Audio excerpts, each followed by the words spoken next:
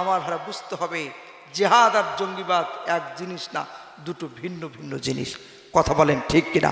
ইসলামের সাথে জঙ্গিবাদের কোনো সম্পর্ক নাই।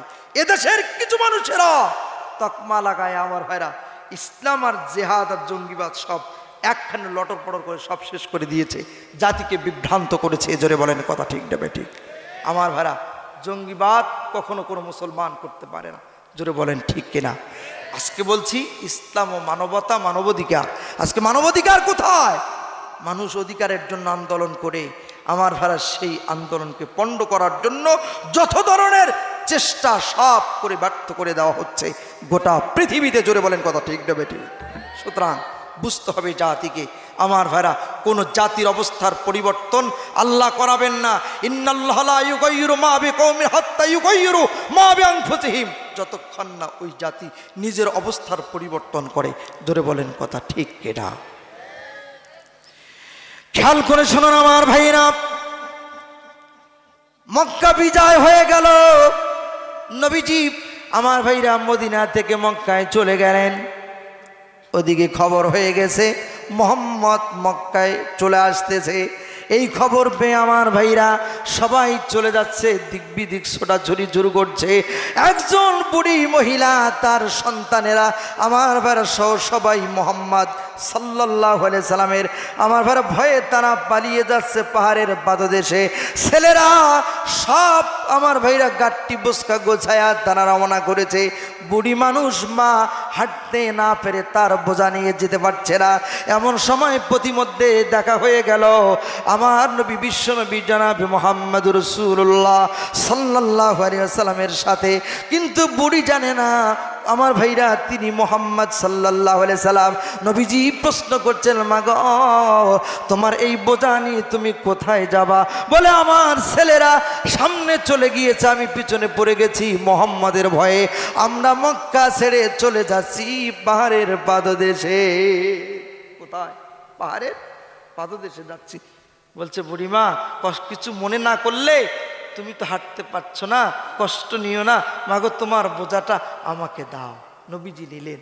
বুড়ির বোঝা বহন করে নবীজি বুড়িকে হাত ধরে হাঁটাচ্ছেন।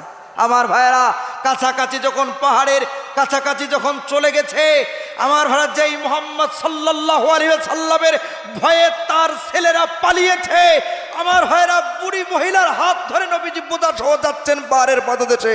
ছেলেরা মনে করছে মা সর্বনাশ করেছে, যে মুহাম্মদের জন্য পালিয়ে এই পাহাড়ের পাদদেশে আমরা আত্মগোপন করেছি সেই মুহাম্মদকে বুড়ি ধরে এসেছে। আল্লাহু আকবার। চলে গেছে বুড়ির বোঝা সহ ছেলেদের কাছে দিয়ে বলছে মা আমি যাই। আমার ভাইরা বুড়ি হাত ছেড়ে দিচ্ছে না, মুহাম্মদ সাল্লাল্লাহু আলাইহি ওয়াসাল্লামের হাত ছেড়ে দিচ্ছে না। বাবা থামো। তার ছেলেরা বলছে মা গো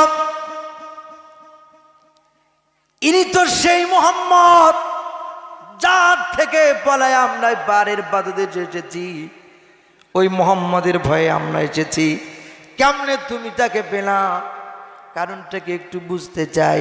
বুড়ি বলে বাবা শোনো, তোমরা যখন আমাকে পিছনে ফেরে সামনে চলে এসেছ, আমি আমার বোঝা নিয়ে যখন হাঁটতে পারছিলাম না, এমন সময় এই যুবক তার সাথে দেখা হয়ে গেল। সত্যিকারের জন্য তিনি নবী মুহাম্মদ হন। তাহলে আর কেন দেরি? এবার সবাই পড়ো লা ইলাহা ইল্লাল্লাহু মুহাম্মাদুর রাসূলুল্লাহ সাল্লাল্লাহু। এই তো হলো ইসলাম। কথা বলেন ঠিক? ইসলাম এটি শিখিয়েছে। ইসলাম তো মানবতার ধর্ম, ইসলাম তো মানবাধিকারের ধর্ম। আমার ভাইরা এটি তো ইসলাম শিখিয়েছে। কথা বলেন ঠিক? বিরোধীদের সঙ্গে কি ব্যবহার হবে, নবীজি কি আচরণ করেছেন, সব কথা আমার ভাইরা শিখিয়ে দিয়েছেন। ভালো করে শুনুন ভাইরা আমার। নবীজি মুহাম্মদ সাল্লাল্লাহু আলাইহি ওয়াসাল্লাম তিনি খানায় কাবার চত্বরে বসে আমার ভাইরা কোরআনে কারীম তেলাওয়াত করছেন। ওদিকে মক্কায় আমার ভাইরা মক্কায় আবু জাহল, আবু লাহাব, উতবা সাহেবা, ওয়ালিদ বিন মুগিরা, আমার ভাইরা বুড়ো মানুষ যারা জ্ঞানীগুণী সদীজন সবাই তারা সবার ডেকেছে, দারুণ্যদ্বার পার্লামেন্টে আইন করছে মোহাম্মদকে কেমনে থামানো যায়, মোহাম্মদকে কেমনে আমার ভাইরা আটকানো যায়, তারা চিন্তা করে সভা করেছে। বলছে তোমাদের ভিতরে সবচাইতে কে সাজিয়ে গুছিয়ে সুন্দর করে কথা বলতে পারে, মোহাম্মদকে গিয়ে বোঝাবে। আমার ভাইরা এক একজনের কথা বলেছে।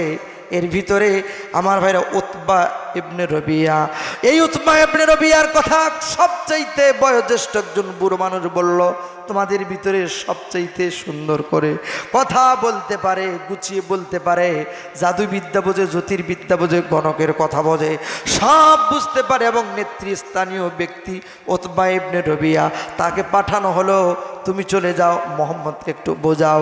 আমার ভাইরা নবীজি খানায় কাবার গোলচত্রে বসে আছেন, আল্লাহর হাবিব আমার ভাইরা বসে আছেন আর কোরআনে কারিম গুনগুন করে পড়ছিলেন।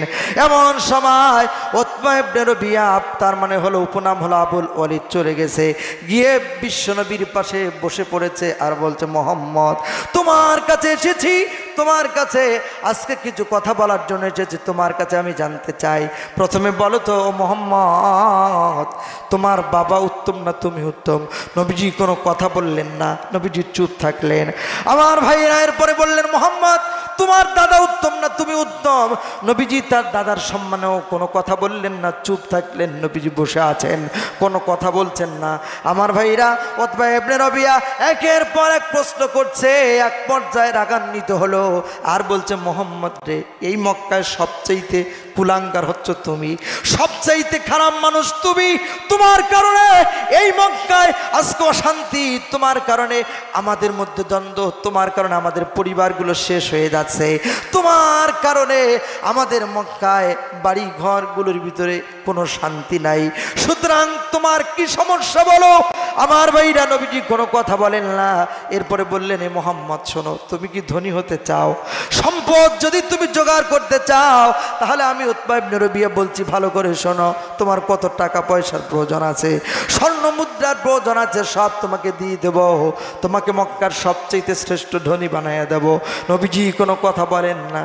আমার ভাইরা প্রস্তাব দেওয়া হলো, মোহাম্মদ তুমি কি এটা না চাইলে তুমি কি বিয়ে করতে চাও নাকি? সত্যিকারে যদি তোমার উদ্দেশ্য বিয়ে করা হয়, মক্কার সবচেয়ে রূপসী যুবতী, সুন্দরী, নয়নাভিরাম একজন নয়, দুইজন নয়, 10টা মেয়ে দিয়ে তোমাকে বিয়ে দেব, তারপরে তুমি বলো তুমি কি করতে চাও।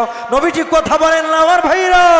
এরপরে বলছে, মোহাম্মদ তুমি কি চাও? তুমি যদি মক্কার লিডার হতে চাও, তাহলে তোমাকে তাও করে দেওয়া হবে, নাকি তোমাকে কোনো জিন পেয়েছে, কোনো দুষ্ট জিনের আসর হয়েছে? তুমি বলো তোমার আরাধ্য বিষয় কি? আমরা তোমাকে মক্কার সবচেয়ে শ্রেষ্ঠ কবিরাজ দেখায়া তোমার জিন সারাইয়া দেব, তোমাকে ভালো করে দেব। নবীজি কোনো কথা বলছেন না। একের পর এক প্রস্তাবনা আসতেছে। আমার ভাইরা এক পর্যায়ে উতবা ইবনে রবিয়া কথা শেষ করেছে। নবীজি মৃত কণ্ঠে বলেন, উতবা তোমার কথা কি শেষ হয়ে গেছে? আস্তে করে বলল, হ্যাঁ শেষ হয়েছে। নবীজি বললেন, তাহলে এবার আমার কথা তুমি শোনো। আল্লাহ রাব্বুল আলামিন আমার উপরে যে দায়িত্ব দিয়েছেন, আল্লাহ পাক যে জন্য আমাকে পাঠিয়েছেন, আল্লাহ পাক কোরআনে জানিয়েছে, বলছেন, ওয়াকুলু লিন্নাসি হুসনা। আল্লাহু আকবার। ও মুহাম্মদ তুমি বলো। আর নবীজি বলছেন, ওয়াকুলু তোমরা বলো লিন্নাসি হুসনা। নবী বলেন যে, উতবা ইবনে রবিয়া শোনো, আমাকে আল্লাহ পাক মানবতার কল্যাণে, মানুষের কল্যাণ হয় এমন কথা বলার জন্য মানবতার কল্যাণে প্রেরণ করেছে।